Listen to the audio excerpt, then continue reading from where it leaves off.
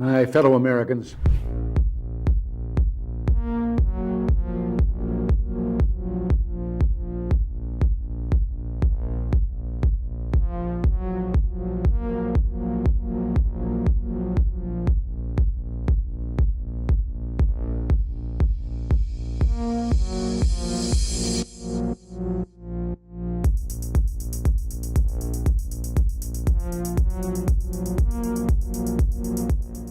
what do you have to say about dictators of countries like Indonesia, who we sell weapons to, yet they are slaughtering people in East Timor?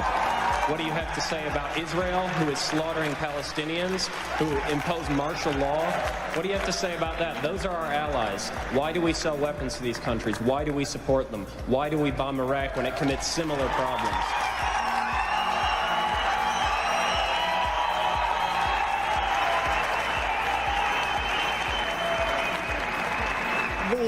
There are various examples of things that are not right in this world, and the United States is trying.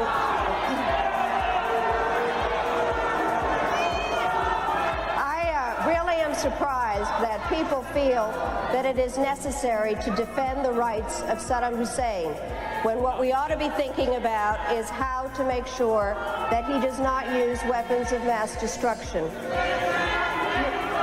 I'd like to... Who are shouting, just a moment. I'm not defending him in the least. What I am saying is that there needs to be consistent application of U.S. foreign policy. We cannot support people who are committing the same violations because they are political allies. That is not acceptable. We cannot violate UN resolutions when it is convenient to us. You're not answering my question, Madam Albright.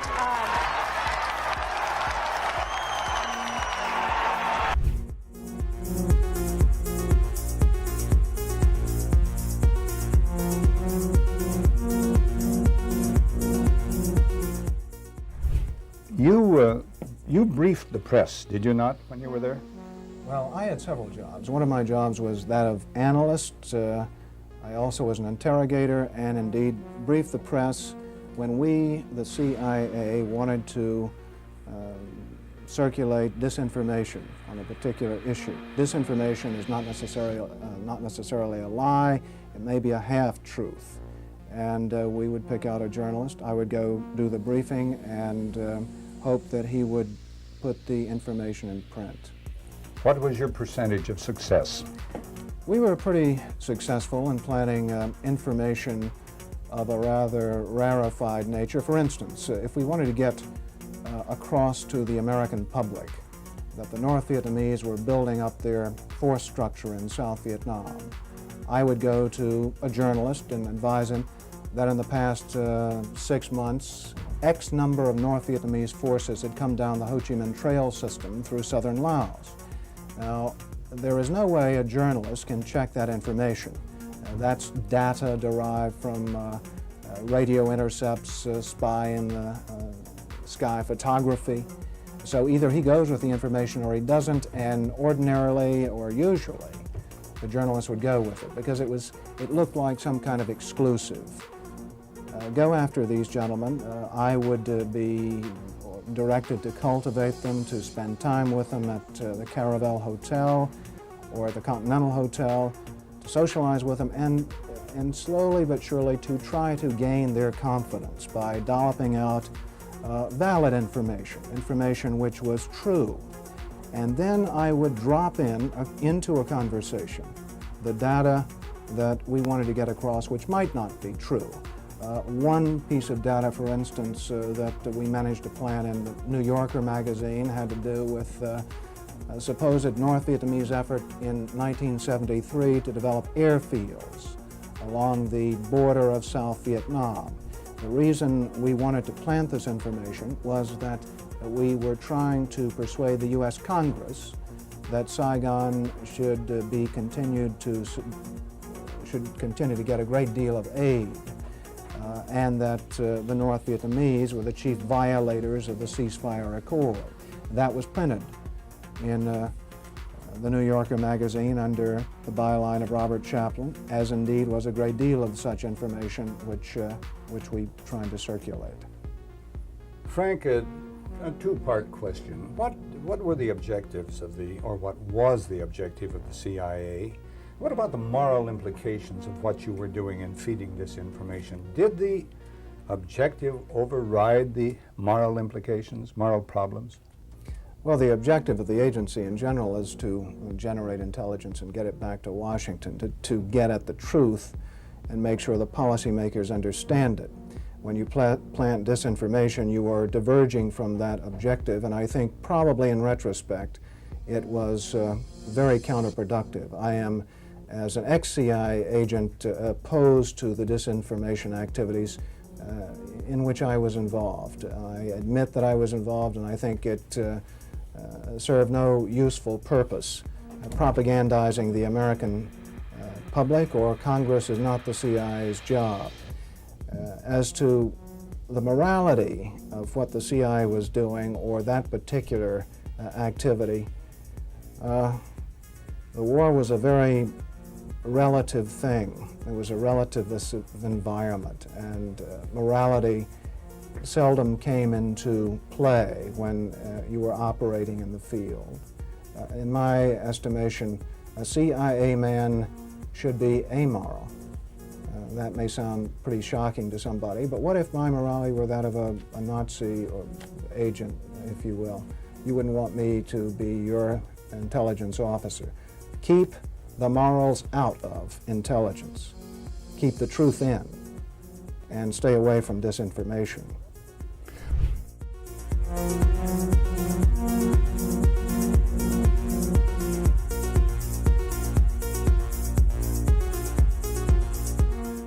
It would have been more appropriate for Mr. Trudeau, Prime Minister of Canada, to address this House according to Article 144, an article which was specifically designed to debate violations of human rights, democracy, and the rule of law, which is clearly the case with Mr. Trudeau. Then again, a Prime Minister who openly admires the Chinese basic dictatorship, who tramples on fundamental rights by persecuting and criminalizing his own citizens as terrorists just because they dared to stand up to his perverted concept of democracy, should not be allowed to speak in this House at all. Mr. Trudeau, you are a disgrace for any democracy. Please spare us your presence. Thank you. And it might sound radical, colleagues, but the answer to war is not more war, it's peace. And peace isn't delivered by the barrel of a gun. It's delivered by diplomacy, by dialogue. You can wish away your continent's history, but we share a continent with Russia. We will sit down with Russia. There will be a negotiated peace, and this organisation should be promoting it earlier rather than delaying it and making sure that more Ukrainians die. Your feigning of sympathy rings hollow. It makes me sick, to be honest with you. Is the US a functioning democracy? Well, let's have a look at it. It costs $2 billion to become president. They're 25% of the total prisoners in the world. They spend over $800 billion a year on arms, which is more than most of the world put together. They've been at war for 250 years since their state was formed 275 years ago. But they can't afford universal health care. They can't afford the $1.7 trillion debt forgiveness for students. They can't afford a program for the 17 million children that go to bed hungry. Is this a functioning democracy? What's your idea of a democracy?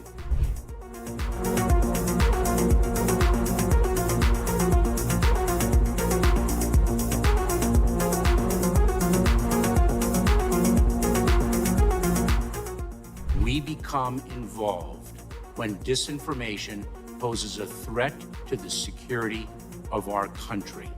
It is when there's a connectivity to a threat to our country. It could be a threat, a connectivity to violence. And what this working group does, is precisely what I would think you would want it to do, which is to take a look at the work, the disinformation work that our department has done and ask the following questions. Do we have policies? Do we have guardrails? Do we have standards? But here's the problem. Ensure, We can't even agree. We can't even agree what disinformation is. You can't even agree that it was disinformation, that the Russians fed information to the Steele dossier. If you can't agree to that, how are we ever going to come to an agreement on what is disinformation so you can police it on social media? Senator, I have 2 points, if I may finish. Number one, that what this office, what this working group does, because it's not an office, what this working group does is ensure that there are guardrails, definitions, standards to make sure that the free speech rights, the civil rights, civil liberties, and privacy rights of individuals. So do you think COVID disinformation threatens our national security? And number two, if I may, Senator, and number two, is it your proposition that when the cartels spread disinformation with respect to our immigration policies to try to lure vulnerable migrants to our border illegally? I think you've got no idea what disinformation is, and I don't think the government's capable of it. Do you know who the greatest propagator of disinformation in the history of the world is? The U.S. government. Are you familiar with McNamara, the Pentagon Papers? Are you familiar with George W. Bush and the weapons of mass destruction? Are you familiar with Iran-Contra? I mean, think of all the debates and disputes we've had over the last 50 years in our country. We work them out by debating them. We don't work them out by the government being the arbiter. I don't want you guardrails. I want you to have nothing to do with speech. You think we can't determine, speech by traffickers is disinformation? You think the American people are so stupid they need you to tell them what the truth is? You can't even admit what the truth is with the Steele dossier. I don't trust government to figure out what the truth is. Government is largely disseminating disinformation.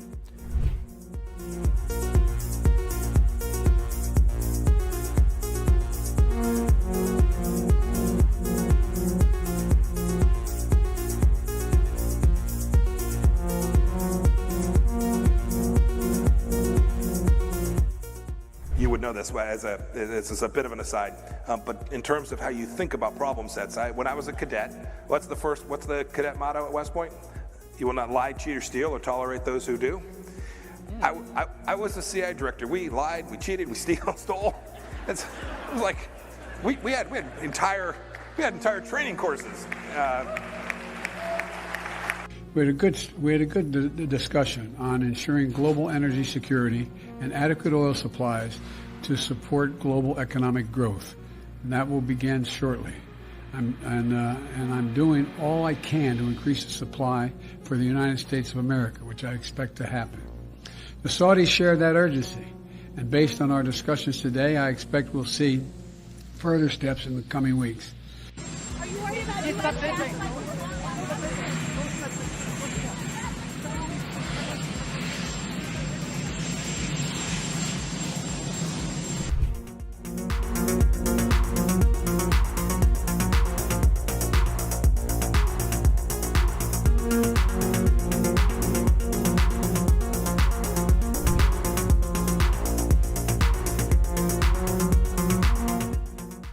One of the hopeful things that I've discovered is that nearly every war that has started in the past 50 years has been a result of media lies.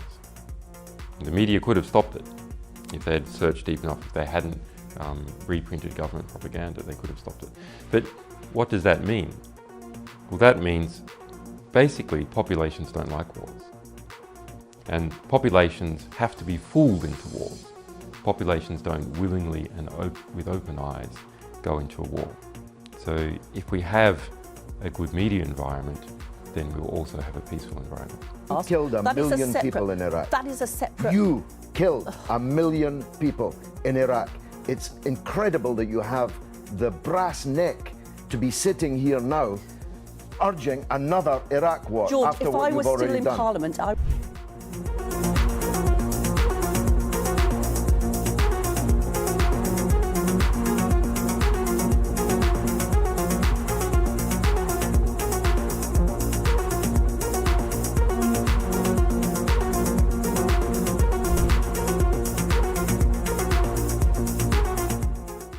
I can no longer remain in today's Democratic Party that's under the complete control of an elitist cabal of warmongers who are driven by cowardly wokeness, who divide us by racializing every issue and stoking anti-white racism, who actively work to undermine our God-given freedoms that are enshrined in our Constitution, who are hostile to people of faith and spirituality, who demonize the police but protect criminals at the expense of law-abiding Americans, who believe in open borders, who weaponize the national security state to go after their political opponents, and above all, who are dragging us ever closer to nuclear war.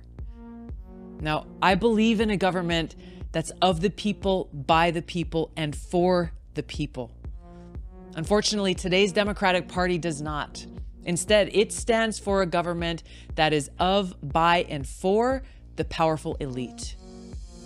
Now, I'm calling on my fellow common sense, independent-minded Democrats to join me in leaving the Democratic Party.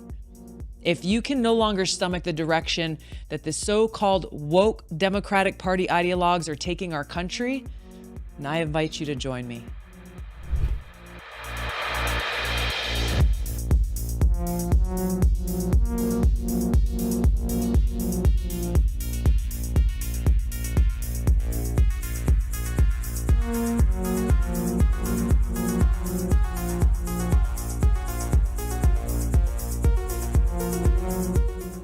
Let me ask you a question. Do you think you should be the one to be able to decide when to pull the trigger?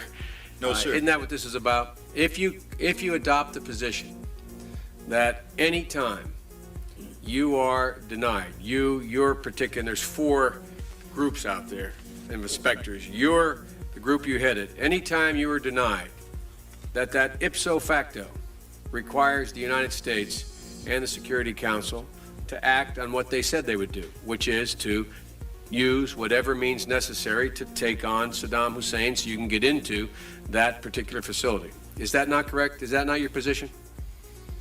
Mr. Senator, I have a job to do, or I had a job to do, and that was to disarm Iraq in accordance with the provisions No, of I got relevant that. resolutions. With all due respect, I'm not trying to be confrontational. I'm trying to get this as clear as I can. I really mean this now. You have an absolute logic. You put together a very tight syllogism here. You've indicated that your job is to disarm. The only way you can disarm is to have access. The only way you can have access is either with permission on the part of Iraq, or if denied, forced access, right? Compelled access. Compelled. Yes. Well, okay, compelled. You sound like the lawyer and I sound like the military guy. I mean, compelled, where I come from, when my old man said you're compelled, it meant I was forced. I mean, it was a real simple proposition. It wasn't much to debate. Now, there is a clear logic to that. And that's what I mean when I say I respect your position. But that means that whenever you choose a target that warrants inspection and you are denied, that ipso facto, at that moment, the only way your position can be satisfied or sustained is if the UN Security Council or the United States, acting unilaterally, uses force to guarantee access. Is not that true? Yes, sir. Now, that means that you get to choose the time and place when we would use force, if we use force. No, sir. Of course you do. If you choose the site and it's denied. And we coordinate with the member states to include the United States. Exactly. And prior to us going in, we have their agreement that this indeed is an inspection worth doing. Okay, inspection worth doing, everybody's agreed it's worth doing, and it gets stopped. Yes, sir. At that moment, we're an automatic pilot as far as you're concerned. Period. No ifs, ands, or buts. Now, I respect that. But now, it seems to me the Secretary of State might have a slightly different problem. Secretary of State might be sitting there and saying, now look over there on that side. Now, I remember so-and-so and so-and-so and so-and-so, and the 12 people on this side, they're all the ones that said they didn't want to use force. Now, I'm going to have to go tell the president now that we should, or Secretary Cohen, unleash whatever it takes to get it done. And our military assessment is the same as the majors. The majors' assessment is, privately held but publicly acknowledged later, that airstrikes alone aren't going to do this. Saddam's not going to cave on this. So, now here's the deal. I recommended the president have at it and let the chips fall where they may. A reasonable position for the Secretary of Defense, the Secretary of State to take. But I respectfully suggest, Major, I respectfully suggest they have a responsibility slightly above your pay grade. Slightly above your pay grade. To decide whether or not to take the nation to war alone, or to take the nation to war partway, or to take the nation to war halfway. That's a real tough decision. That's why they get paid the big bucks.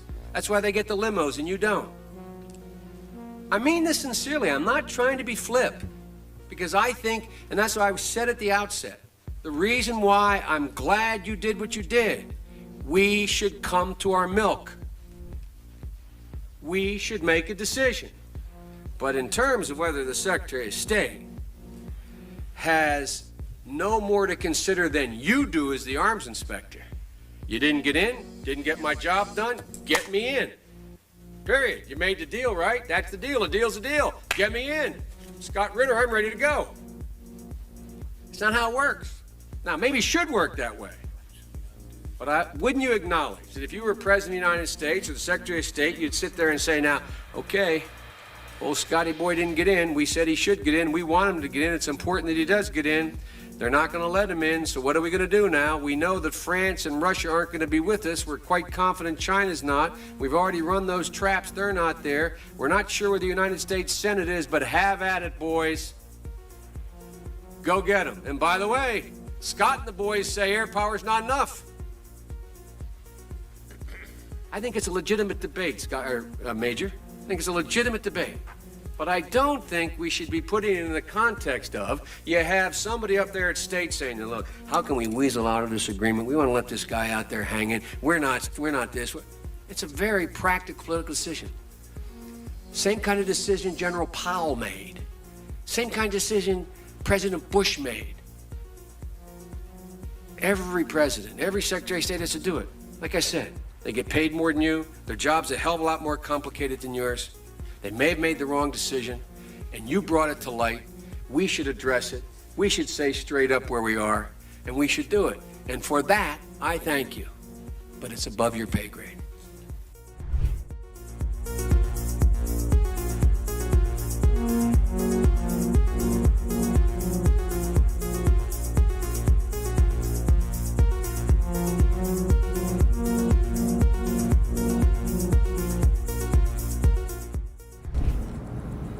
Well, one of the four principal functions of the CIA is to gather intelligence and ideally forward it to the president, the users of information, the policymakers, as they say. There are other functions, however, some of them more legitimate than others. One is to run secret wars, the covert action that's written and talked about so much, like what's happening in Nicaragua today from Honduras. Another thing is to disseminate propaganda to influence people's minds, and this is a major function of the CIA. And unfortunately, of course, it overlaps into the gathering of information. You have contact with a journalist, you will give him true stories, you'll get information from him, you'll also give him false stories. For example, in my war, the Angola war that I helped to manage, 1/3 of my staff was propaganda. Ironically, it's called covert action inside the CIA. Outside, that means the violent part. I had propagandists all over the world, principally in London, Kinshasa and Zambia. We would take stories which we would write and put them in the Zambia Time, and then pull them out and send them to a journalist on our payroll in Europe. But his cover story, you see, would be that he'd gotten them from his stringer in Lusaka, who had gotten them from the Zambia Time. We had the complicity of the government of Zambia, Kenneth Kaunda, if you will, to put these false stories into his newspapers. But after that point, the journalists, Reuters and AFP, the management was not witting of it. Now, our contact man in Europe was, and we pumped just dozens of stories about Cuban atrocities, Cuban rapists. In one case, we had the Cuban rapists caught and tried by the Ovimbundu maidens who had been their victims, and then we ran photographs that made almost every newspaper in the country of the Cubans being executed by the Ovimbundu women who supposedly had been their victims. These were fake photos? Oh, absolutely. We didn't know of one single atrocity committed by the Cubans. It was pure, raw, false propaganda to create an illusion of communists, eating babies for breakfast and that sort of totally false propaganda.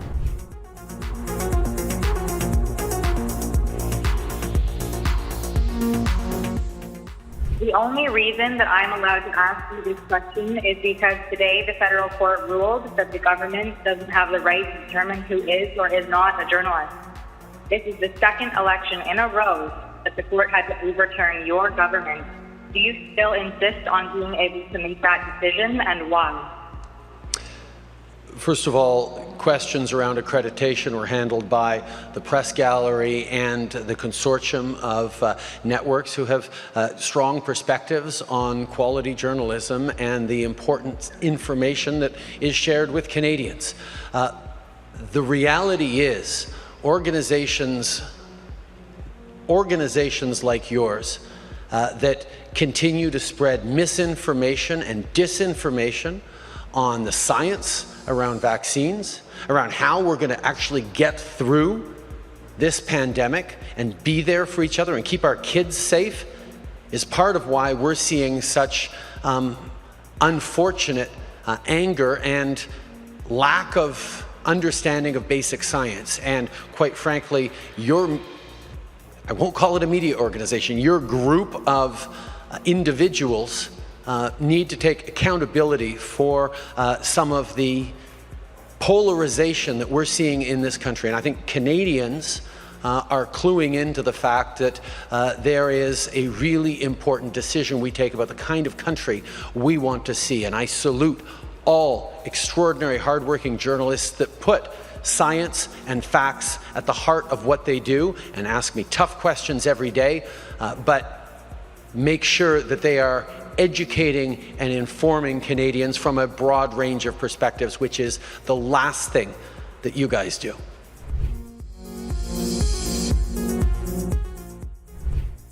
Whatever our hopes may be for the future, for reducing this threat or living with it, there is no escaping either the gravity or the totality of its challenge to our survival and to our security. A challenge that confronts us in unaccustomed ways in every sphere of human activity. This deadly challenge imposes upon our society two requirements of direct concern, both to the press and to the President. Two requirements that may seem almost contradictory in tone, but which must be reconciled and fulfilled if we are to meet this national peril. I refer first to the need for far greater public information, and second, to the need for far greater official secrecy. The very word secrecy is repugnant in a free and open society, and we are, as a people, inherently and historically opposed to secret societies, to secret oaths, and to secret proceedings. We decided long ago that the dangers of excessive and unwarranted concealment of pertinent facts far outweighed the dangers which are cited to justify it. Even today, there is little value in opposing the threat of a closed society by imitating its arbitrary restrictions. Even today, there is little value in ensuring the survival of our nation if our traditions do not survive with it. And there is very grave danger that an announced need for increased security will be seized upon by those anxious to expand its meaning to the very limits of official censorship and concealment. That I do not intend to permit to the extent that it's in my control. And no official of my administration, whether his rank is high or low, civilian or military, should interpret my words here tonight as an excuse to censor the news, to stifle dissent, to cover up our mistakes, or to withhold from the press and the public the facts they deserve to know.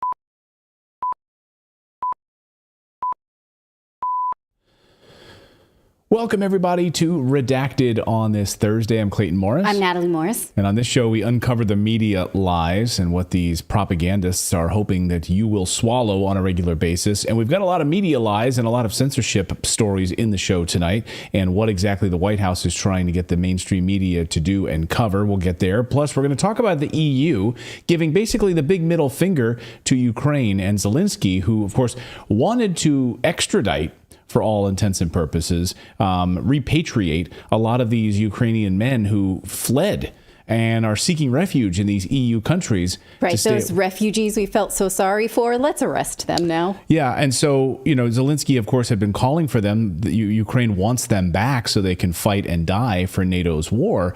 And a number of EU countries are now saying, sorry, we're not going to do that.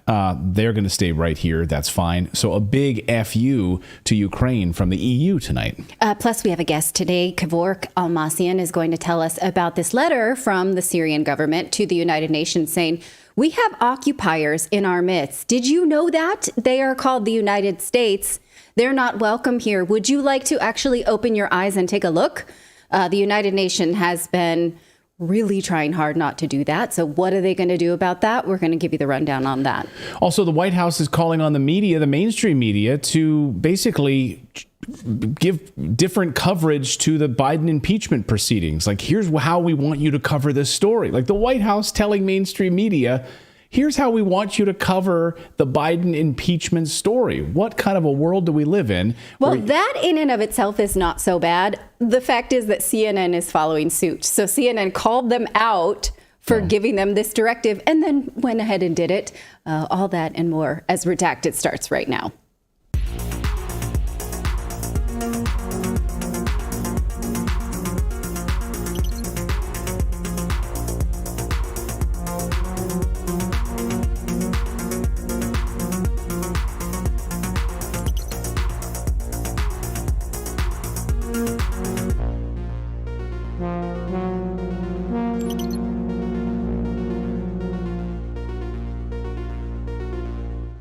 Welcome in on this Thursday. So glad to have all of you here. Thank you guys so much for subscribing, being a part of our amazing community here, seeking the truth. That's our goal on this show, is to seek the truth.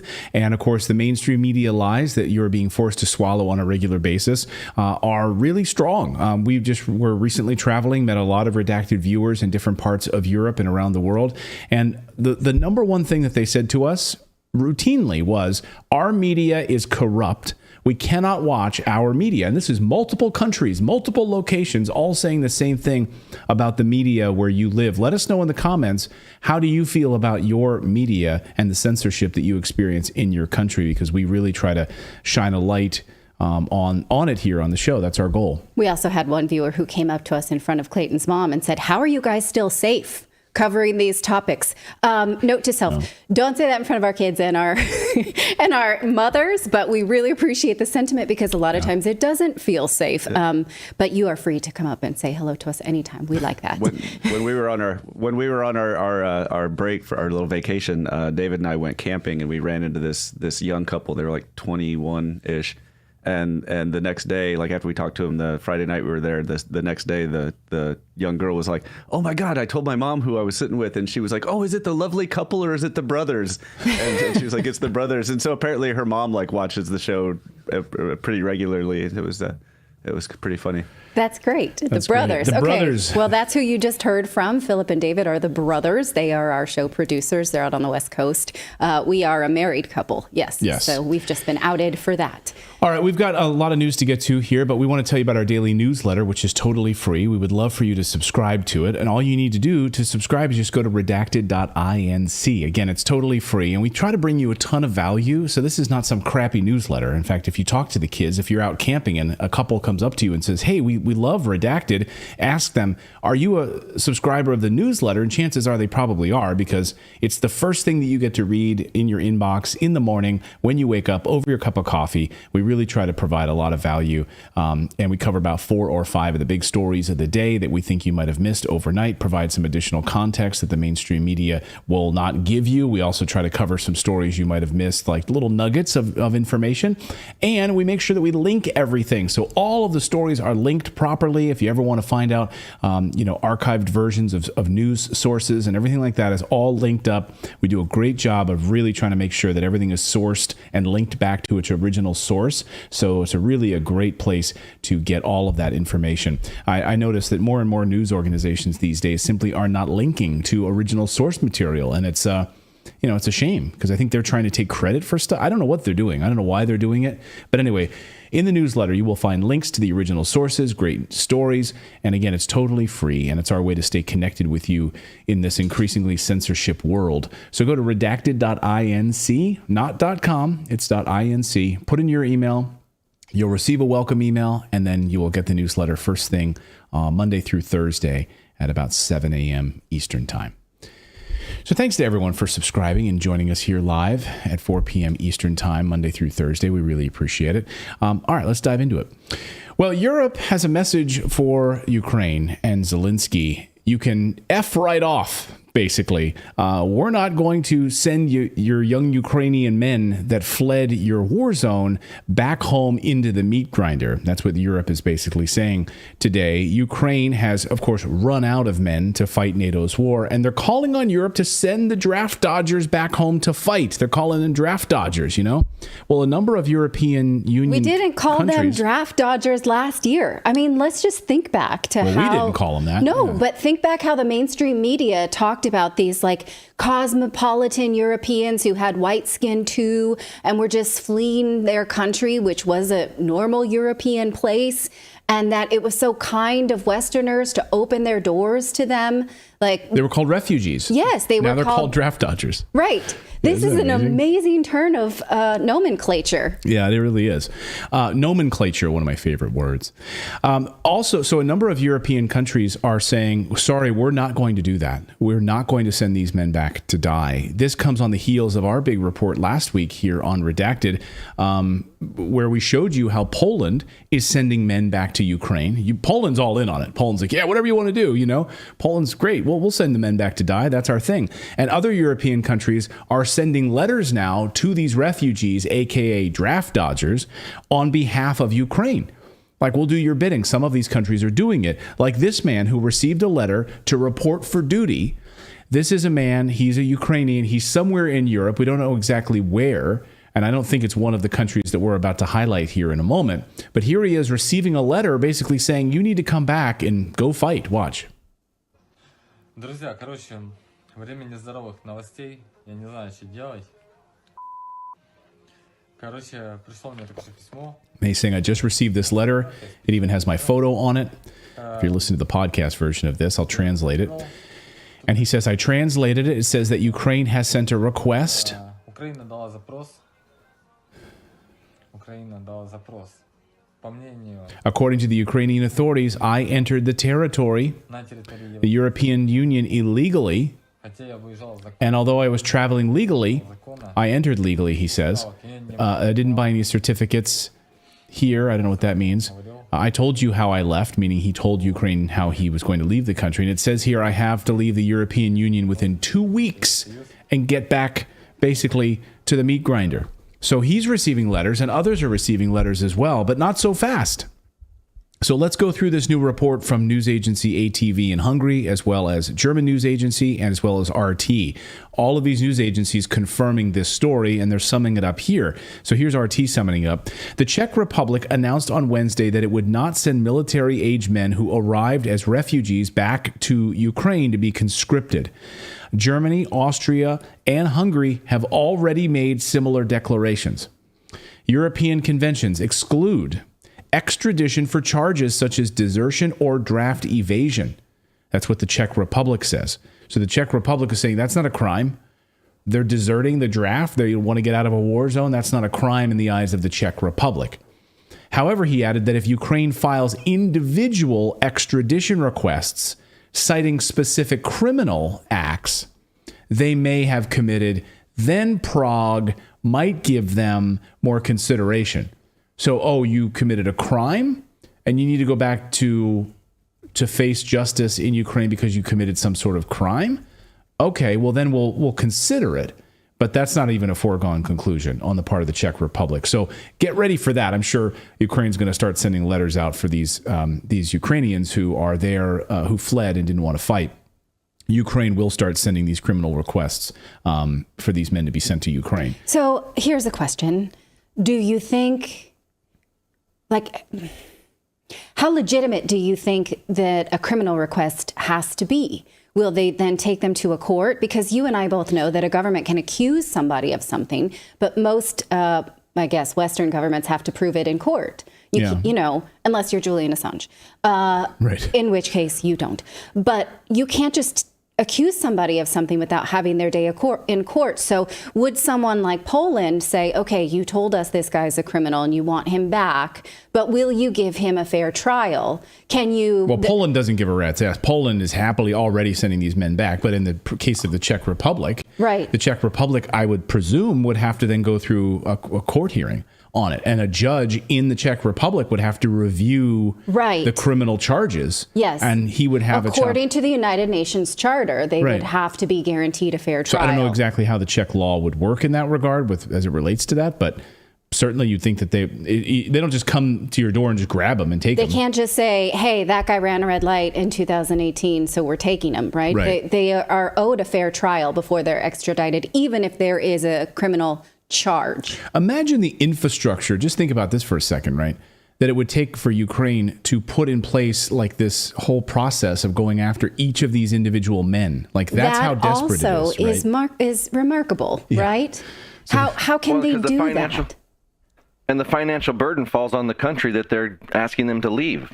Right. Yeah, because they're going to have to provide the escort. They're going to have to fly them there, drive them there, presumably fly them there. So that'll be on the taxpayers. Court, if they take them to court, like all that, the lawyers litigation, and all that. Yeah. Right. And, unlike Julian Assange, who did not get to await his extradition trial as a free man, will they then be allowed to live their lives freely while facing or fighting extradition? Who can even afford to fight extradition? Will there be lawyers who will fight on their behalf? This is a big spiderweb and a mess. So Hungary, the country of Hungary, has ruled out any extraditions outright. Viktor Orban, who of course just spoke with Tucker Carlson about a week or so ago, says, we are not investigating any Ukrainian refugees to determine if they have been called up for military service. Hungary will not extradite them to Ukraine. All refugees from Ukraine are safe in Hungary, Hungary says. Like, full stop. We're not going to, you can send us all the extradition letters you want. So maybe Hungary is the place to go. Like if you're out there and you're Ukrainian and you're trying to hide from these guys so you don't go back, to fight NATO's war, NATO and the United States. This is not about Ukraine. It's about NATO, of course. So if you want to be safe and away from these creeps, maybe Hungary's the place to go for you guys. Who knows? I mean, at the very least, that's consistent with the messaging we heard when the special operation began last year, is that these places are welcoming to Ukrainian families. So there are 4 European nations who continue to say that. So, of course, this is not a surprise coming from Hungary, right? Because in recent days, there have been credible reports that Ukraine and the United States are planning to blow up some more pipelines, specifically the Blue Stream pipeline and the Turk Stream pipelines. The Blue Stream pipeline brings gas to Hungary, and Viktor Orban responded to these reports and said that any attack on these pipelines would be considered an act of war on Hungary. So if you're thinking about blowing up our pipeline, you might want to think twice about that. Orban has, of course, for years been talking about increasing energy flows from Russia via the pipeline. So, the United States already blew up the Nord Stream pipeline. Would they do this against, they already don't like, the United States already doesn't like Viktor Orban. They certainly don't like Hungary, and they would love to meddle in this way. So, of course, the needling back and forth right now between Orban, Ukraine, and NATO is fascinating to watch. Meanwhile, what about Germany?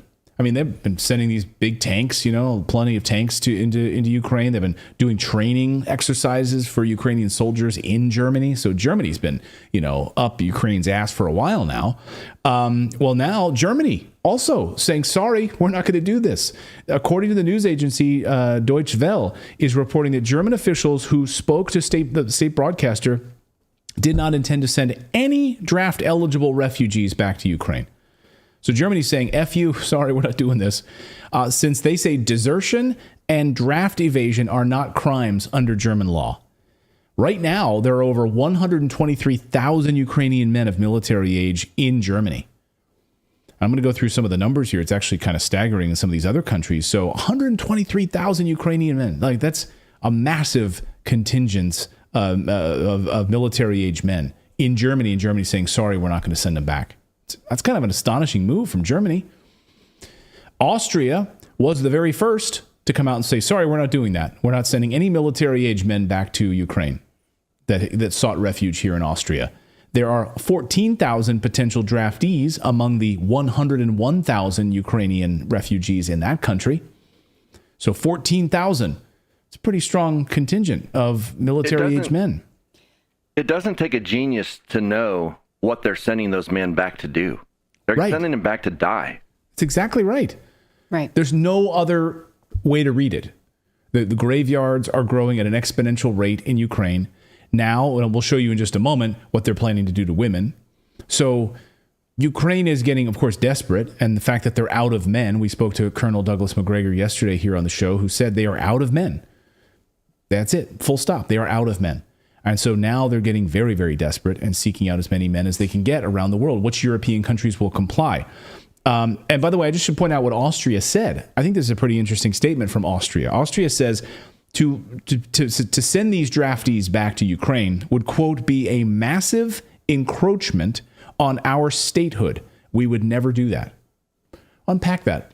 Well, we saw, it was the Austrian parliament last year who walked out of a Zelensky speech, right? So it is in their constitution to be neutral. So they absolutely, it would be a constitutional crisis for them to do something like that. Interesting. Yeah. So an encroachment on our statehood. We would never do that. Interesting. On the other hand, Poland has already started sending Ukrainian men back. So Poland is actively sending Ukrainian men back to die in Ukraine. According to the Hungarian media. Of course, Poland would do this. Poland is, fully up NATO's ass. They're like a pierogi up NATO's ass right now. And they'll do whatever the United States wants, and Poland will do it. Hey, you want to build military bases here? You want us to send these military-age Ukrainian men back to fight and die? We'll do it. That's what Poland's doing right now. And take a look at this piece of propaganda move by the United States. Keep this up on the screen. This is unbelievable. So, did you mean to draw that like a phallus? I had trouble drawing that. I was sketching in it, and I was using my mouse pad, I was using my trackpad, and I didn't do it very well. But I apologize. Yes. But yes, it looks more like a letter opener anyway. So okay, or like a butter knife with some cream cheese on it or something. I don't know. Yeah. Anyway, but this is if you go to the U.S. Embassy and Consulate in Poland. Okay, this is the U.S. Embassy and Consulate in Poland website. You can go there today if you want to see this yourself. You can see that the United States government, your tax dollars, have put up a $50,000 offer for Polish media coverage. For Polish media journalists to cover Ukrainians returning to Ukraine. So That's very specific. So let me unpack this. So what this means is you have a funding opportunity for journalists in Poland who want to do the bidding of the United States. So if you are a Polish journalist and you want to get a $50,000 grant from the U.S. Embassy, U.S. State Department, to write propaganda pieces about how Ukrainians are going back to Ukraine to fight and rebuild. Like, will you take that money from the United States to write propaganda pieces? I mean, this is literal propaganda right on the U.S. Embassy's website, asking for you to lie about what Ukrainians are going back to Ukraine to die. Well, it falls right into the narrative that they want to create, which is like they're going back to rebuild all that Russia has destroyed. Right. Yeah. Oh, exactly. And will you write that piece? And it is, it's very specific on their website, like how they exactly break this down and what they want you to do. $50,000, the total amount available, $50,000.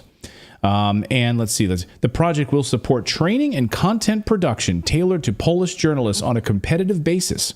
The project will provide small grants for Polish journalists to develop and execute reporting on the return of refugees from Poland and the rebuilding efforts.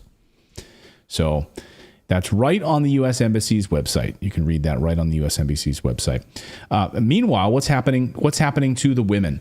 So in the past 48 hours, the Ukraine has now decided to close the borders for mobilized women. So they can't get their men back.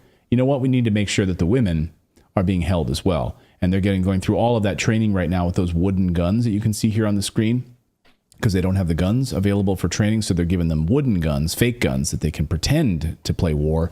So all women in Ukraine who have medical or pharmaceutical educations will be obligated to register with the military starting next month, Zelensky says. Now they're thinking, I picked the wrong field to go into. I should have been a vet. I know, right? I wonder if that's so that they know how to dole out the methamphetamines. I find this to be a very patronizing image of like, okay, little girl, you don't get a real gun to train with. I just don't feel like they would post an image like that of a man. No, of course not. But there are, we've covered this before. These women are training with these wooden guns because they don't have them to train with. They don't have the weapons. So. Right, but the imagery feels like it's acceptable because it just rings to me as patronizing to a woman. Basically, what we need these women to do is go and walk across landmines so we can find out where the landmines are. We'll just, like what we're using the Ukrainian men to do, just walk across these fields right now so they can be used as meat and be killed. Ukraine closing its borders for mobilized women, and of course those women that you see at the nightclub videos and so forth in Kiev also being told, no, don't party anymore. We need you to start enlisting as well and becoming a part of the military. And Europe closing down, at least. So we have 4 countries now. We have the Czech Republic, we have Austria, we have Germany, and what was the other one? Hungary. And Hungary, yeah. So those 4 countries, we applaud them for standing up and saying, absolutely not. We're not going to send these men back to die. If you live in any of these other European countries, let those countries know that you do not support sending these young men back to die. Same if you're in the UK or if you're in the US. Tell any and all lawmakers we don't support extradition so that we can send these people to their deaths. What's interesting now is these tightening borders that, they're not allowing an exodus anymore. There was a woman in my book club who had hosted a Ukrainian family, but she said the mom goes, keep expanding the military age, so, might change. Right? Yeah, I would just shop for new clothes here. If that's, our book club next week, I will ask for a update on that. Update. Yeah. Well, we've got more news to get to here on this Thursday. We're going to talk about the United States stealing oil in Syria and, of course, meddling in that country, being told, to get the hell out of there. We'll talk about that. We're also going to look at this Biden impeachment proceeding and what the White House is asking the mainstream media to do on their behalf. It's an unbelievable story. I can't believe they would actually send a letter to media organizations asking them to do this. But hey, it's 2023, so you can't surprise me at all anymore. But first, I'm going to tell you about our friends over at Stamps.com because oh man, the holidays are coming up. If you own a small business and you had a surge in orders, what do you do? Did you prepare for the seasonal rush early, or were you suddenly taken by surprise? Well, the holiday rush means more mailing, more shipping for your business, but it doesn't have to mean more stress. So Stamps.com has been helping businesses like yours save time and money for 25 years, and it can help you get ready for the holiday ramp up. All you need to do is go to Stamps.com and get their premium rates for your postage, because you're going to save a boatload of money off of the normal rates that you would spend at the post office. So it's amazing because you can have your own personal post office wherever you are at your home. You don't need to worry about going to the post office and standing in line. Taking care of orders on the go is even easier now with Stamps.com, their mobile app as well. If you need a package pickup, you can easily schedule it right through the Stamps.com dashboard. And if you sell products online, Stamps.com seamlessly connects with every major marketplace and shopping cart.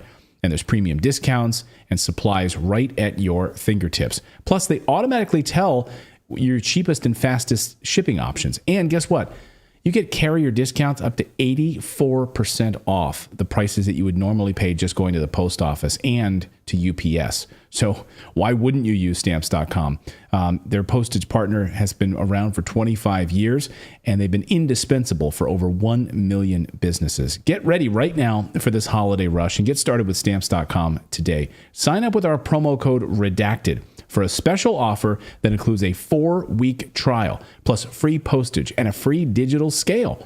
No long-term commitments or contracts. Just go to Stamps.com, click on that microphone at the top of the page, and just enter the code REDACTED. The United States is illegally occupying Syria, and Syria is now begging the United Nations to please do something about it. Syrian journalist Kevork Almasian joins us to discuss. So thank you for joining me. Can you remind our audience how and why the United States is even there in the first place before we get to this bit of news? Thank you very much for having me. It's a great pleasure to be on your show always, like always. Actually, the United States interference in Syria goes back to the 80s and the 70s. They tried to do the coup d'etats in Syria multiple times during the 80s by supporting the Muslim Brotherhood, but most famously because during the era of social media that everybody speaking about the Syrian case. It started in 2011. They tried to overthrow the government through proxies, and most of them were radical Islamists. So if you believe that the attacks on 9/11 were carried out by Al-Qaeda, if you believe so, the United States was directly supporting these jihadists on the ground in Syria in order to occupy certain areas, and these areas were rich of fuel, oil, and gas fields. And the proof and evidence for that is in 2012, the Defense Intelligence Agency of the United States, they prepared an investigation and a report, and they sent it to Barack Obama when he was a president, and they warned him that the active forces on the ground in Syria who are fighting against President Assad and the Syrian army are the Al-Qaeda affiliates. And they specifically mention eastern part of Syria, which means in Deir ez-Zor and on the borders with Iraq. And they say the Iraqi... Are you talking about al-Nusra? Yeah. Here? Yes. Yes. Yeah. And the report specifies and says that the Iraqi branch of Al-Qaeda, they are active on the borders and they are infiltrating the borders, and they're also supporting the Syrian branch of Al-Qaeda there. So whether when the American side wants to send weapons and ammunition, they're going to end up in the hands of these terrorists. And these terrorists, they occupied the oil and gas fields for a very long time, since 2012 and 2013. And when the Syrian army launched a major military offensive against them, this was in 2018 with the support of Russia and Iran, and they pushed back the ISIS terrorists because Al-Qaeda later, they had a split between Al-Qaeda and ISIS. The leaders were fighting, so there was a split, and ISIS occupied these areas in 2015. The Syrian army managed to push back ISIS from the deserts, and when the Americans saw that the Syrian and the Russian and the Iranian side, they were going to crush ISIS, they have created a new force on the ground called Syrian Democratic Forces. The Syrian Democratic Forces are mostly YPG and the PKK forces, and they're around 60,000 fighters. And these fighters, they managed to occupy the oil and gas fields on the eastern shore of the Euphrates. If you allow me, I will show the map of control over Syria, and I will, just for the audience to know how the Syrian geography looks like today. This is the entire Syrian geography. The red one is controlled by the Syrian army, and the yellow one is controlled by the American forces, and also this green side is occupied by the American forces. If we zoom in just a little bit, we will see that all these areas are full of gas and oil fields. And those are the areas that the American forces are stationed, and they are looting the oil of Syria. Actually, they're extracting it, and then they are sending it to Iraq. And from Iraq, it is going to other countries. And the United States is basically also financing its stay in Syria through the revenues of the oil fields. But most also famously, this area, the green area, is also occupied by the United States because the US forces, they want to block any trade route and trade activity between Syria and its neighboring countries. This is the most important border crossing of Syria to do trade with Jordan and Iraq. And as you can see, the United States is blocking Syria not to do business in its neighboring countries through this border crossing, and also looting and occupying the oil fields on the eastern shore of the Euphrates, where it is clear on this yellow side. Right. In fact, Stephen Gowans, in his great book, Washington's Long War on Syria, says that Syria comparatively doesn't have as much oil as its neighbors. So that's like a perk for the United States. What they really are interested in is blocking Arab nationalism. And in fact, they've been doing this since Bashar al-Assad's father, Hafez al-Assad, was in power. So that is not new. Would you agree with that? Actually, that's one of the reasons why the United States has been targeting Syria. It's the pan-Arabism of Syria, which is a model of uniting the Arabic countries, not on ethnic lines, but rather on the interest lines. And what is the interest of the Arabic countries is to have a sovereign countries, is to have economic integration, and also to liberate their natural resources to keep it for themselves. And this was the project also by Jamal Abdel Nasser, Hafez al-Assad, and later also Libyan leader Gaddafi, President Bashar al-Assad, and you can see all these leaders were targeted. And Saddam Hussein also So was interested. the problem with Saddam Hussein was that he came to power in the late 70s and early 80s with the support of the CIA, so that he fights against I would say Iran.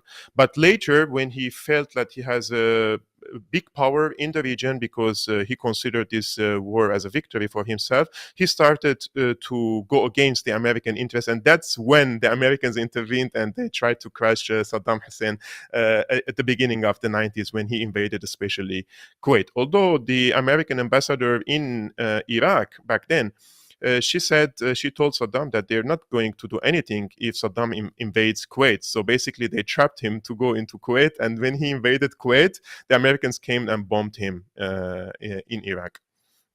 I want to just mention one thing, if you allow me. It's not a good story of friendship. Yeah. Yes. I would just mention one more thing. Dana Stroll, she is the Deputy Assistant Secretary of Defense for the Middle East now under the Biden administration. 2 years ago, she has a famous statements in a panel about the Syrian war. She says, the United States owns, in her own words, the United States owns 1/3 of Syria, and the United States owns Syria's carbohydrates, and the United States owns Syria's food basket.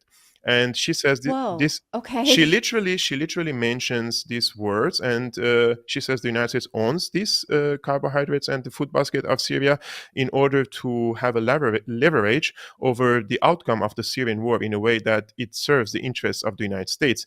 They do not mention. Well, that's news to me as an American. Didn't know that. Can my passport take me there?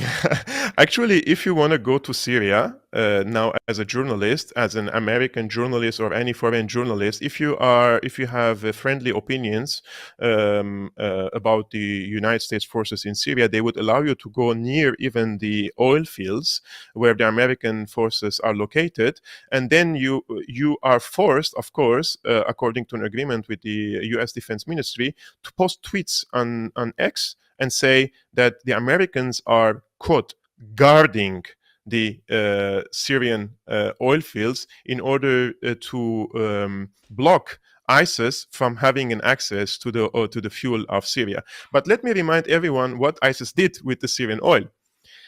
ISIS stole the Syrian oil with hundreds of barrels per day, probably thousands, and they were these tankers, they were taking the fuel of Syria.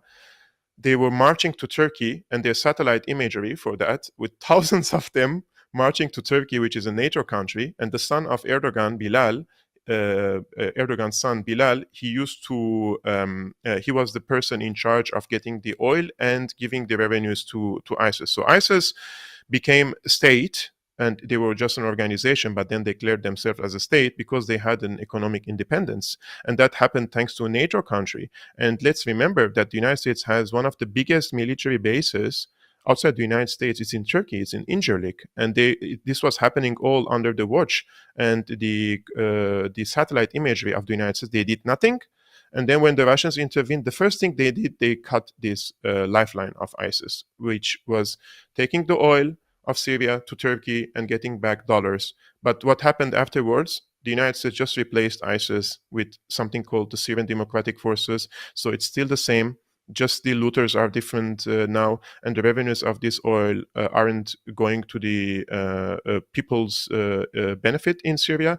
And Syria estimates the losses over $100 billion. $100 billion, you can reconstruct half the damage that happened to the cities and the governorates of Syria in the past 12 years. Yes, well, let's put a fine point on that, because what they're demanding this week is they're demanding a return of the land that the United States occupies and the oil and gas fields of the Syrian state. They're also saying that the U.S. has stolen, the number they put is $115.2 billion worth of oil at an average of 150,000 barrels per day. Yes. So the big question here is, what is the United Nations going to do about this? And I think it's a good time to remind our audience that last year when UN Deputy Spokesperson General Farhan Haq was asked about this, he was very confused when Chinese journalist Deng Zhu asked. He was like, I don't know, not the same. It was an amazing piece of video. Yes, Deji. Couple of questions on Syria. Yesterday, there's a drone attack to a U.S. base in northeast Syria, which resulted in one death and 6 injured. After that, U.S. launched a airstrike, also killed 11 people in Syria. Any reaction from the Secretary General on this incident? Oh, well, of course, we continue to be worried about all of the continuing tensions, and we are trying to see what can be done to lower the tensions from different forces in Syria, and we'll continue with those efforts. Do you not to urge everybody to respect the sovereignty and territorial integrity of Syria? Well, of course, that's a given, and obviously it's important that the sovereignty and territorial integrity of Syria is respected. At the same time, you're aware of the complexity of the situation of foreign forces, but we call for them to exercise restraint. But do you think the presence of the U.S. military in Syria is illegal or not? That's not an issue that we're dealing with at this stage. There's been a war. But is that because it sounds very familiar. This week we talk a lot about the UN Charter, the international law, and relative resolutions.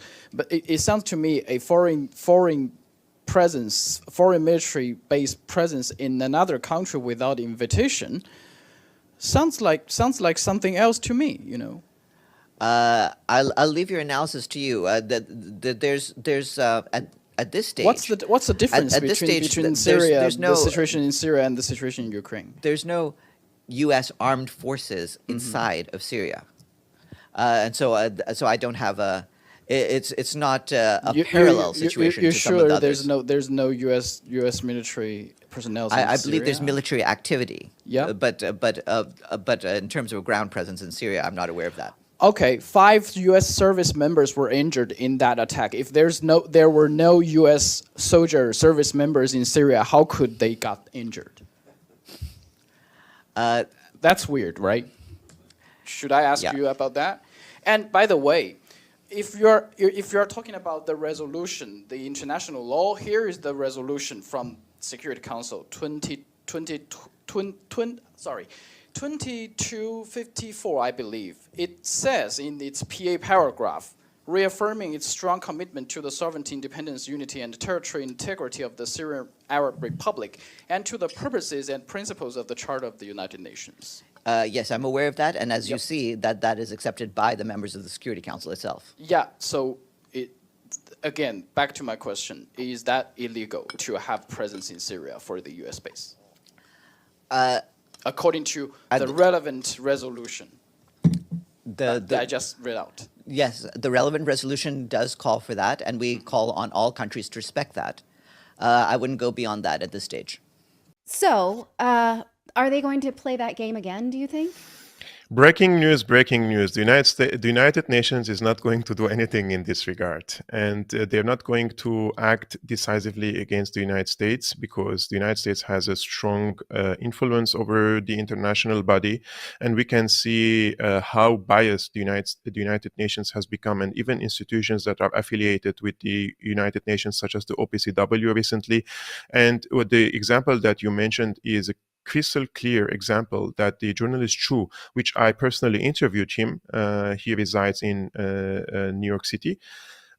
He's a very smart journalist, and he trapped the spokesperson for the UN in this regard. And the United Nations, they refuse to acknowledge that there are American forces in Syria from the first place. They refuse to acknowledge that there are occupation forces, because if the United Nations acknowledges that there are US forces in Syria, the first question mark will come: what's the legitimacy of the US forces in Syria? Because according to the Syrian constitution and also international law, those forces their presence is illegal, because the Syrian government didn't ask the United States to come and help Syria.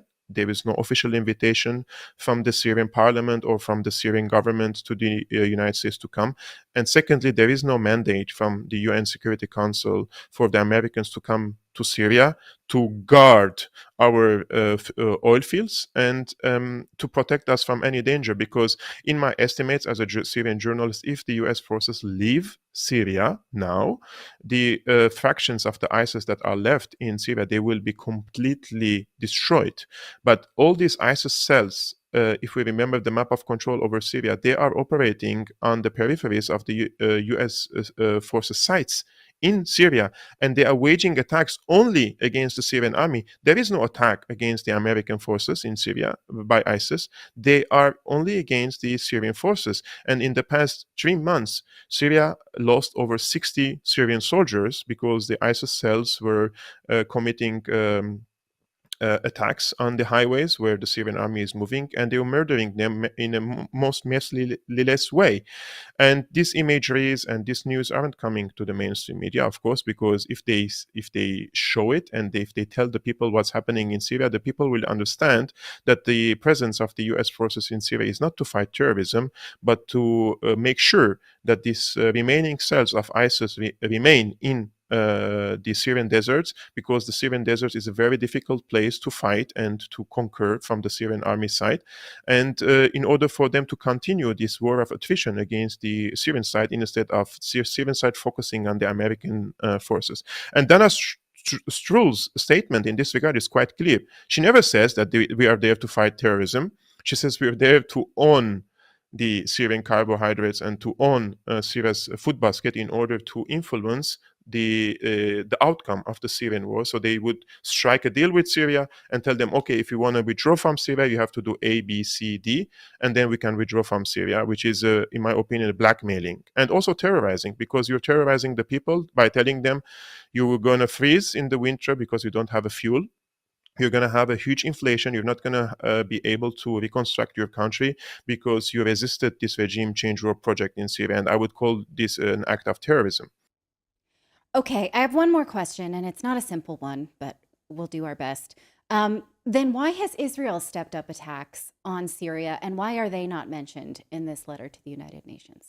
The Israeli side was heavily involved in the Syrian war from the beginning. There are even reports from the Wall Street Journal revealing the role of Israel in giving cash to Al-Qaeda terrorists near the borders with Al-Golan Heights, which is occupied by Israel, and secondly, giving them medical treatment in the Golan Heights hospitals, which means practically now inside Israel. When the ex-Mossad chief of Mossad was asked on Al Jazeera, how is it possible for Israel to give aid to Al-Qaeda? He said, we always have to treat our enemies with in a humane way. And he says, as far as he recalls, Al-Qaeda never attacked Israel before. This is what he says. But then he was asked, okay, then would you give a medical treatment to Hezbollah fighters in Lebanon if they were injured? He says no, because Hezbollah has conducted attacks against Israel. So he contradicted himself when it comes to this humanitarian aspect. But after 2018, when Syria liberated the borders between the Golan Heights and Syria, the current Syria, Israel started to increase its aerial bombing of Syria because their proxies were defeated on the ground in Syria. And the Israeli main concern is Syria's military capabilities. They don't want the Syrian army to restore its military might.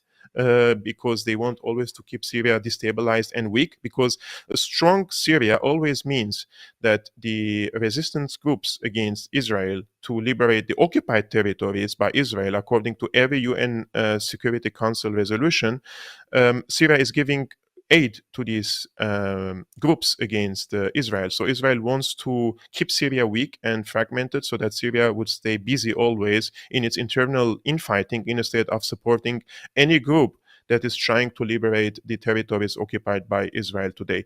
So I would say, I would quote the ex-Israeli defense minister, I think his name is Moshe Ya'alon, who says that he prefers ISIS over Syria and Iran. And he prefers ISIS to win this war over Syria and Iran because he says ISIS is a weak organization compared to Syria and Iran, who are organized and they could pose a threat on the security of Israel. But let's remember, the security of Israel here means territories occupied by Israel.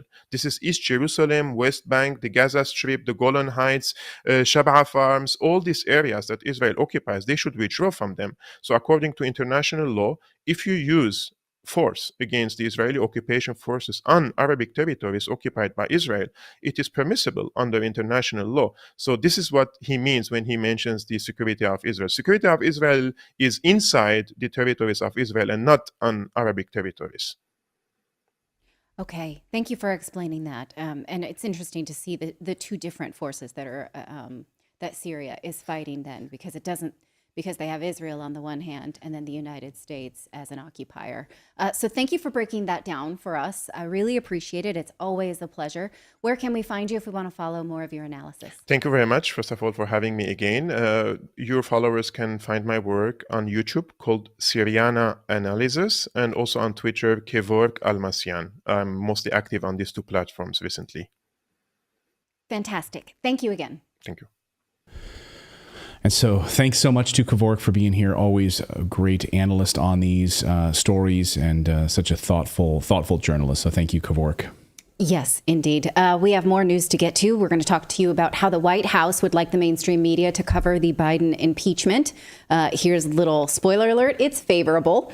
We're also going to talk about these vegan activists who attack farms they have never visited. This is another instance of liberalism gone wrong. And how it really can just hijack a person's psyche. We got a lot of experiences like that. The tolerant left, right? Yeah, they're so tolerant that they're going to attack farms because of. All right, so all of that and more coming up. But first, we want to tell you about our friends over at Nom Nom, because, of course, your pet is a member of the family, so don't feed them like they're in the doghouse. Give them Nom Nom. Nom Nom delivers fresh dog food with every portion personalized to your dog's needs so you can bring out their best. Nom Nom's made with real whole food that you can see and recognize without any additives or fillers that contribute to bloating or low energy. That's because they use the latest science and insights to make real good food for dogs. Their nutrient-packed recipes are crafted by board-certified veterinary nutritionists, made fresh and shipped free to your door. They have already delivered over 40 million meals to good dogs like yours, inspiring millions of clean bowls and wagged tails. Plus, they come with a money-back guarantee, because if your dog isn't wagging their tail within 30 days, Nom Nom will refund your first order. Again, when you open these packages, you know how in our house when Clayton's carving a chicken, the dog is right there. He loves it. Yeah, as soon as that knife hits the roast chicken, there's the dogs, right? This is the same. This is that kind of food that they recognize and they want by look and smell. And it looks like something that you might eat. Now, we're not saying you should, but it looks very recognizable. And I won't judge you if you do. But this is not people food. Just feel like I should double down on that. Plus, Nom Nom comes with a money-back guarantee. If your dog, again, isn't wagging their tail within 30 days, they will refund your order. So right now, for 50% off of your no-risk 2-week trial you go to trynom.com/redacted. See it there on your screen. trynom.com/redacted. You'll get 50% off your first no-risk 2-week trial. So give it a try. It's trynom.com/redacted. And we want to thank all of you guys for subscribing here. If you're watching us live right now, thank you guys so much. If you're watching us on Rumble or YouTube, I was in the analytics the other day, and it shows that a huge number of you watch the show live every night, but you're not subscribed. And I know that I get emails from many of you that have said you were subscribed to the channel, and then YouTube unsubscribed you from the channel, which is crazy to me. Like, how is that still happening? Like, your choice to subscribe to the channel, you get alerts, you can set the alerts and let us know, then it lets you know when we're live. But then YouTube goes through and like unsubscribes people. David, have you heard that? Are they still doing this to people? I guess they are. Oh yeah. It's to protect us from bots. They think that some of these channels are. It's like that alternate traffic or whatever that people are dealing with right now, like YouTube.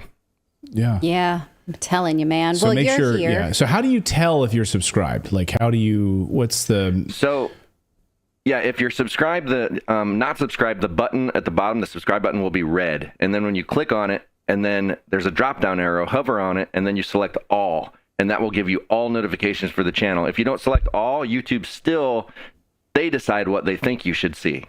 Interesting. So take control of your subscription.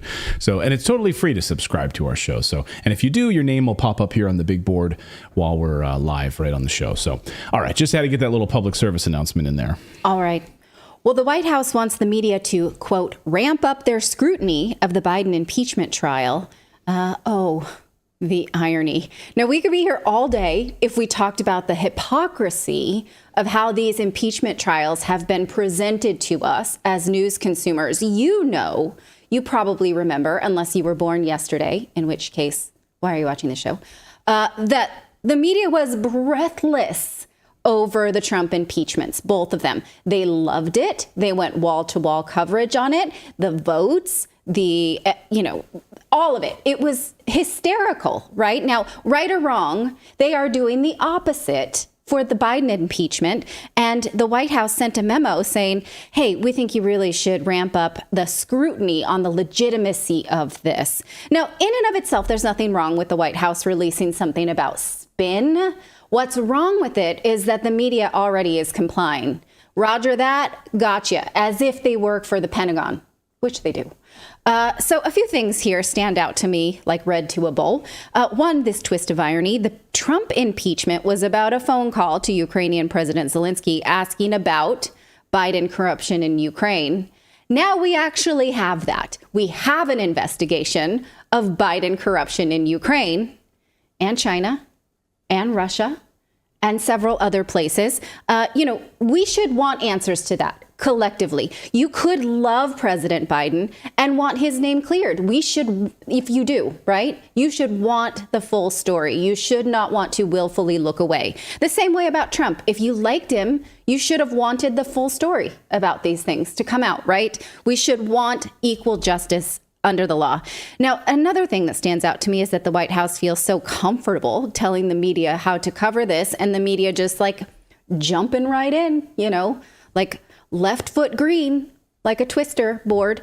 And CNN actually told us this. This is also, I can't figure out their angle here. Why did they tell us that the White House is telling us this? Now, I don't want to break my arm patting CNN on the back. They've tried to build their ratings on picking on half of the populace, telling them that they were ignorant for supporting Trump for so long. They also pretend there's nothing wrong with what the president has done. See what they said about this. They said this is their article telling us about the White House memo, and this stood out to me like a bullseye. The Republican House-led investigations into Biden have yet to provide any direct evidence that the president financially benefited from Hunter Biden's career. That's a lie. Republicans have published copious data showing possible corruption that Democrats just put blinders on. and refused to see. We've covered them. The Hunter Biden WhatsApp messages where he literally said, my father's in on this. They have bank receipts from the Biden families, LLCs owned by multiple members of the Biden. We've talked about this, dinners, bank records, and they still have many more subpoenas to go. We linked to those in the newsletter today, so you can go to yourself if you want to find it, to the Congressional Committee. What would you like to see? I'd like to see the same title for what they said about Trump when he was getting impeached. I wonder if it was as favorable. Right. If they had a sentence at the bottom that says Democrats have failed to provide any evidence so far of any wrongdoing. I didn't find anything like that. I didn't see it might take me a while to find something like that. If you find it, send it to us. But that sentence that we just showed you is evidence of CNN falling in line. The White House says, be critical of this, ramp up your scrutiny of it. And CNN says, we're good little dogs. Okay, we're good I little will lap do dogs. that, We're right? we're mouthpieces of the administration. We are mouthpieces of the state. We will publish a foregone conclusion that we want to see. Yeah. That is unethical in my point of view. I have been to journalism school. I know what's unethical journalism when I see it. Now, I think that there's plenty to see here in the Biden corruption investigations if you're willing to see it. It's like fairies. You can only see it if you truly believe. Right? In this case, you can only see Biden's corruption if you are a member of the opposing party. That's not how this should work. We should all look at this and leave our prejudice behind. Our inability to do so is hurting us collectively. Here is one of the congressional committee chairs this week explaining more the thread they are pulling on Fox News Watch. What are you suspecting is illegal here that he did? Are you suspecting that he voted for certain policies and pushed certain policies in exchange for money? He told Ukraine, if you don't fire the prosecutor, you're not getting the money. Yeah. That's exactly what they accused President Trump of doing, which he didn't do, and they impeached him over that. He did it, and he did it. Right. Remember, December 4th, 2015, Devin Archer, Hunter Biden are meeting with the head of Burisma, Mr. Zolochevsky, and they called D.C. Now, Devin Archer says, I stepped away. I don't know who they talked to in D.C. Come on. They called D.C., and then 5 days later, the vice president of the United States, the current president of the United States, goes to Ukraine and starts the process into getting the prosecutor fired. And he bragged about it on camera. Bragged about it on camera, but leverages the money of the people I get the privilege of representing in the 4th District of Ohio to make that happen, which directly benefited his son. That's the heart of this issue, those 4 central facts. So I talked to Shokin. He's the prosecutor that was fired. I watched it. And he said he was investigating Burisma. He did think that Hunter and Archer were up to no good. He did say that Joe Biden made Poroshenko fire him. And then tomorrow, I'm going to talk to Poroshenko and see if I can verify that story. Yep. No, I watched the interview. I think it's important. And understand at the time, our government's policy, that was a turnaround, a quick turnaround of what the State Department and the Obama administration's policy was towards Ukraine. All right. So now we have a war in Ukraine. That didn't age well, right? That business dealing with Hunter Biden did not age well. We can't just say, oh, it's just one of those things. Happened to like Ukraine, happened to be a fan of their literature and history, and that's why we were doing business there. No, it's not coincidental that we have a war. Now, again, we've shown these connections many times, so you can rewind the tape. Now, here's the memo from the White House to the mainstream media. Here is the heading. It's from the special counsel to the White House. And here is where they tell us exactly what they want. They want the media to ramp up scrutiny of the White House for opening this impeachment trial. No, right? They want the media to ramp up its scrutiny of House Republicans. Okay, right. They want this to be partisan. It already is. Go ahead. That's what I was going to point out. I've been seeing coverage on Twitter and on other places, and they're saying the ultra-right, like every time they refer to one of these Republicans, it's ultra-right. Like they're trying to paint them as just insane on the right. Right. And they have, there's a list of Republicans who have said critical things about the impeachment that they list. It's almost like a call sheet, like talk to these 10 Republicans who have, I don't have a screen of that here, but there is again, a link to this in the newsletter. Now, Can we put that back up? I just want to show you a few more things. Yes. They said, in this modern media environment where everyday liars and hucksters peddle disinformation and lies from everywhere, from Facebook to Fox, okay, you fed the media you fed those social media lies. We've seen that. The White House did that. Processed stories that fail to unpack the illegitimacy of the claims on which House Republicans are basing all of their actions only serve to generate confusion, put false premises in people's feed, and obscure the truth. Okay, you know, it's dripping with irony. I cannot. And then they said, here's an attachment of 7 lies that House Republicans have told and how you can refute them. That attachment was not provided by the New York Post or CNN, who published this story. I would love to see them. Now, this memo in and of itself is not the biggest sin. The Trump White House made their own requests for how the Trump impeachments were covered, right? And they blocked out media that they thought were unfair to them. They stopped inviting them to the White House. We saw that. But the media was breathless in their coverage of Trump impeachments. They just loved it. It poked holes in CNN's credibility that they have yet to recover from. The same can be said of MSNBC. The same, I think, can be said for most mainstream media outlets.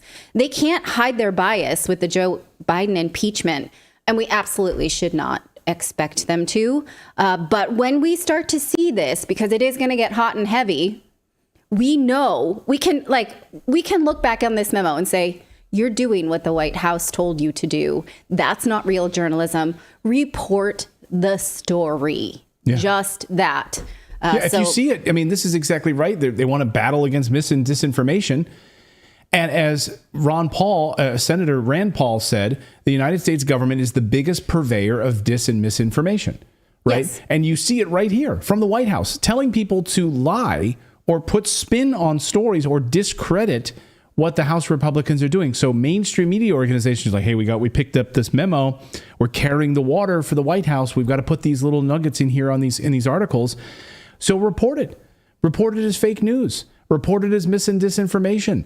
Don't use those terms. Just report it. Well, I don't think you have those information. Misinformation and disinformation, it tells your viewers that you don't think that they can tell the difference between what's legitimately reported. You notice we will never use those terms when we see something. We'll just say, on Twitter, you can say, I guess you can contextualize it with the community notes, right? So maybe it'll say, like on Twitter, readers have provided context to say, I don't know what they'll be able to do in community threads notes or whatever. Right. We don't use those terms. We don't think anybody should use those terms. They usually are used to hand powered a narrative to somebody else. So anyway, let us know what you think of that. And again, keep it in mind as this coverage ramps up, because we're going to see the media being good dogs and doing it just this way. Yeah. Oh, propaganda. There's propaganda in its finest. All right. Well, we have one more story to get to tonight. We're going to tell you about vegan activists who are attacking baby goats. This is going to be a fun one. But first, we want to tell you about our friends over at Magnesium Breakthrough, because this is a story of any of you who have problems sleeping at night, your mind gets going, or maybe you had a late coffee, maybe the dog wakes you up because it needs to go to the bathroom and you can't get back to sleep. That's my problem. A lot of times if I wake up, I just have a hard time getting back to sleep. But sometimes then I wake up exhausted and it ruins my productivity today. That's why we want to introduce you to Magnesium Breakthrough, because unlike other magnesium supplements that might be giving you maybe 1 to 2 forms of magnesium, Magnesium Breakthrough contains all 7 forms of magnesium, designed to help calm your mind and help you fall asleep and stay asleep and wake up refreshed. Now, sometimes when you can't sleep in the middle of the night, you're like, if I take a sleeping aid, then I'm going to be super groggy, or I won't be able to wake up in the morning. This doesn't happen with magnesium. Over 75% of the population is magnesium deficient. And what most people don't know is that even if they take a supplement of magnesium, they're still deficient because they're not getting all 7 forms. That's why there's Magnesium Breakthrough. It's the ultimate way to give your body all 7 forms. So right now, don't miss out on the most relaxing sleep ever with Magnesium Breakthrough. Go to magbreakthrough.com/redacted. This is an exclusive offer. Use our promo code redacted and you'll get 10% off your order, and you won't be sorry that you did. Again, that's magbreakthrough.com/redacted, and you'll get 10% off by using the code redacted. All right. And again, we want to remind you that we do have our daily newsletter. So go to redacted.inc to subscribe if you've joined us late. Again, redacted.inc is the place to go to grab the newsletter and put in your info, and you'll receive it first thing in the morning. And I just want to say thanks to all of you who subscribe. We just hit a new milestone on the newsletter. So we just hit a new multiple hundreds of thousands of you who read the newsletter every day. But we just hit a new milestone. So thank you guys so much for signing up. All right. Well, vegans trolled the reviews of a goat farmer in the UK just because they were an animal farm. They did not have any basis, like this place abuses animals. This place has been known to, have these practices. It was just because they were animal farm and they had good reviews before. They were invited by the owner to visit the farm to learn about the way they cared for goats. But guess how many of them showed up to that invitation? 20. No. One. No. 0. 0. They did not go. So they felt comfortable reviewing this place negatively, having never gone. This is the Gourmet Goat Farmer. This was their Halloween promotion last year. They're super cute. This is a livestock farm of goats only. They sell goat milk, goat cheese, goat soap, and wool products like goat socks. Well, socks for humans made of wool from goats. They don't sell goat socks. They don't sell goat socks. The fact that they can still do this is a miracle in and of itself, because livestock farming in the UK is incredibly hard. There's a great book about this called Rewilding by Isabella Tree, where she talks about how she was a cow farmer, and it just is so hard to keep livestock farms in the UK. One, because they subsidize farmers not to farm, and the government has overregulated and every bit of it. So it's really hard to do, to be a livestock farmer. But the Gourmet Goat, or is it Goat Gourmet? The Gourmet Goat Farm has hundreds of reviews on Facebook that are positive, and Google and other travel news sites, because they invite people to come and feed baby goats with a baby bottle and pet them and take care of them and then shop in their store. Like this lady who went recently, said that this is one good review on Google. She said, yeah, look, I had a great time feeding these baby goats. Look how happy she is, right? Well, this is pissing off vegans. A vegan Facebook group called the Vegan Wiltshire got incensed that the farm was receiving good reviews, and they rallied one another not to protest it or check it out for themselves. No, but just spam them with bad reviews because they exist. They said, give them negative reviews. They literally said, there's no way. Here's what the original post said. Now, this is the Facebook group, but I didn't join it because I felt like I probably shouldn't. Here's what they said to each other. Can we have some negative reviews on this place, please? There's no way an animal farm should be able to enjoy a 5-star rating. So those vegans decided to do it. They decided to post reviews saying they were vile or a nasty bunch of animal reviewers. They said good people like this don't have animals. And so the woman... Go ahead. Good people like this don't have animals? What was the quote? I'm missing it from that. It said good people don't abuse animals or farm animals or something like that. It was just on the screen. Go ahead. Well, and on their own page, they've got 2 fox on the top. Are they protesting fox for eating chickens? I don't know. Yeah. They're coming after foxes next. I'm not sure. The way things naturally occur in nature. Yeah. They're going to go after all the fish in the ocean, too, for eating smaller fish. I debated. I was like, should I try and join the group to see what other kind of stuff that they post? Because I'm not a vegan. It is not my life philosophy. It's not my nutritional philosophy. And I don't want to be a dick and join a group just to call them out. It just felt like that wasn't ethical journalism. You might have to break out the old watch band for that. So. What do you mean? The old rainbow watch band.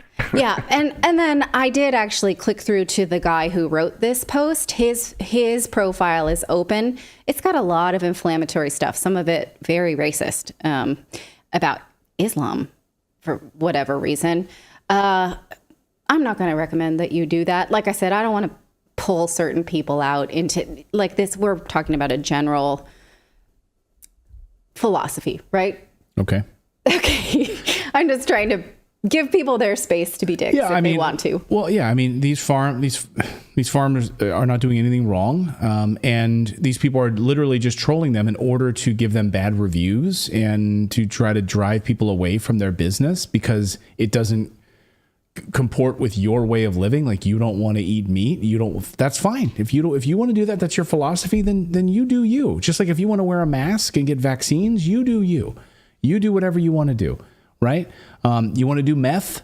Go ahead. As long as you're not hurting other people. And that's where it crosses the line for me. Now you're hurting other people because this farm has goats. They sell goat milk and goat cheese, and that doesn't comport with your vegan lifestyle. Well, so I'm going to show you how you can protect these goats in a second if you really care. So the woman who runs this gourmet goat, she invited these vegan activists to come to her farm. And here's what happened. The arranged appointment was August 16th at 4 p.m. and no one turned up. She said, these are just keypad warriors. They're not listeners. She later said they don't know anything about country living. They just want to sit there and type angry things and rile themselves up as victims. She did say they scare her kids. Her kids were like, what if they come after us? And she said, well, the good thing is if they come after us, they're not going to hurt the animals, but they might hurt us. And so, we'll close the gate in the morning and hope for the best. So, there's the conundrum is that they're comfortable threatening people, but they would be fine to the goats. I think somebody needs to educate them and help them realize that humans are animals. You know what I mean? Right. You should treat humans like you want animals to be treated or better. Exactly. The Telegram reports that this is just one of many stunts by vegan activists lately. They posted this list. For instance, people who gave bad reviews to restaurants that don't have vegan or vegetarian options. When in the Isle of Wight, 3 vegan eateries on the island were closed as a result of not very much business. You can read the list by yourself. Now, again, I want to point out that veganism is not my nutritional philosophy, but I know there are plenty of peace-loving vegans who are live and let live, who would not do this kind of thing. But I think this demonstrates a way that a personal philosophy can hijack your mentality, and a lot like it happens with climate activists. We see that all the time, right? You can care about the planet, but when you're actually hurting other people's way of life and so committed to victim mentality, it's a whole other thing. You become addicted to the outrage and the moral superiority, and that helps no one. So here's a way, actually, you can help those goats if you care. This was published in 2021 on the BBC from the gourmet goat farmer. Here's what those goats need if you really do want to help them have a better life. To give us midwives some peace of mind, we'd love to put some nice woolly jumpers on the kids that arrive to keep them nice and warm during these temperatures. Okay, so knit them a sweater. Give them your old sweater because it's going to be a cold winter. That's a way if you really care. It doesn't help if you just say crappy things on the internet. There are things you can do. I would love it if all these vegans suddenly started knitting sweaters. I don't think they can wear wool like that, right? You can't wear wool that comes from a goat if no animal products.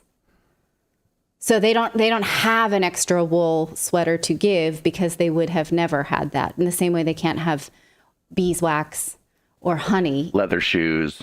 Yeah. So I don't know, but you can maybe do a faux sweater or what have you. Yeah, I guess you could knit with some sort of a fake yarn, fake wool thing or whatever. Right. Yeah. But whatever. We could send them a redacted hoodie or something. Yeah, that's not wool. We could knit one ourselves, I suppose. A redacted hoodie. But yeah, I think that's a better thing to do than just typing out your ire on a keyboard. Let us know what you think of this in the chat below. Oh my gosh. People. These keyboard warriors, they have so much time on their hands. Let's go after the farms in the UK with their goats and their goat milk and their goat cheese. I mean, you have the World Economic Forum, which is doing enough of that already, going after these farmers. Do they really need these additional keyboard cowboys? Right. Yeah, like I said, this is a hard life being a livestock farmer, especially in the year 2023. So, well, and this is the danger of identity politics. This is why it's so dangerous to go with identity politics. Like everything is an ideology now, and it's like something that people are so hell bent on getting their message out there that all they do is piss off people that they could reach if they'd used other measures. Yeah. Right. Yeah. Like blocking traffic, like sitting in the front of, like blocking people from going to work on time.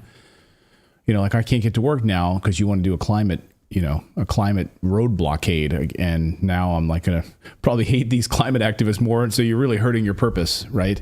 And now these people are really pissed off. Let us know your thoughts on this in the chat below. We really appreciate it. We should mention, hey, we talked about the store. I guess maybe we should mention our store. If you'd like to support independent journalism, you can do so by going to redactedstore.com. We do not have any goat hoodies yet. We have nothing hand knit yet. Yeah, nothing hand knit, no goat sweaters, nothing for the little kids like that. But we do have t-shirts and mugs and hats and our redacted hoodies and polo shirts.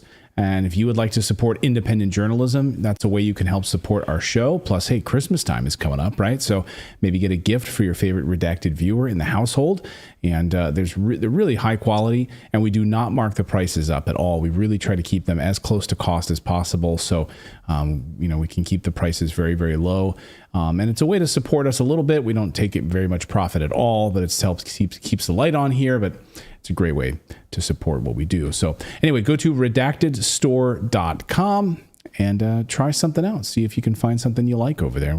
David mentioned we're going to be adding a whole bunch of new designs coming very, very soon for the fall and into the Christmas season as well. So, but this is our classic line. I've seen some of them. Oh, yeah, we just reviewed some yesterday. Fun stuff, you guys. I'm excited. So these are this is our classic lineup. So those are the classic line, the original, the OGs, and those will be there, but we're going to be adding some new fun stuff as well. So exciting. All right. Well, thanks for having joined us this week. That wraps up our week of news, but we'll have content for you all throughout the weekend. Join us again live next week on Monday, 4 p.m. Eastern. Feels good to be in the fall swing of things. Yeah. Routine, school, all of that stuff. So we'll be here. You be here. In the meantime, have a great weekend, and we'll see you live on Monday. Thank you again for joining.